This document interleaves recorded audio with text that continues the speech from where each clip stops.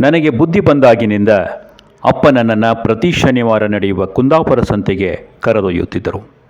ನನ್ನೂರಿನಿಂದ ಸುಮಾರು 17 ಕಿಲೋಮೀಟರ್ ದೂರದಲ್ಲಿದ್ದ ಕುಂದಾಪುರ ಸಂತೆಗೆ ಹೋಗುವುದು ನನ್ನ ಪಾಲಿನ ಸಂಭ್ರಮವೇ ಆಗಿತ್ತು. ಅಲ್ಲಿ ಬದುಕಿನ ಹಲವು ಚಿತ್ರಗಳ ಅನಾವರಣವೂ ಆಗುತ್ತಿತ್ತು. ಅಲ್ಲಿನ ಬದುಕು ನೋಡಲಿ, ಎಲ್ಲವನ್ನ ನೋಡಿಯೇ ಕಲಿಯಲಿ ಎಂಬುದು ಅಪ್ಪನ ಉದ್ದೇಶವಾಗಿತ್ತು. ಆ ಕಲಿಕೆ ಇನ್ನೂ ನನ್ನೊಳಗೆ ಹಚ್ಚ ಹಸಿರಾಗಿಯೇ ಇದೆ. ಈಗ ಬೆಂಗಳೂರಿನಲ್ಲಿ ಮತ್ತೊಂದು ಶನಿವಾರಕ್ಕಾಗಿ ನಾನು ಎದುರು ನೋಡುತ್ತಿದ್ದೇನೆ.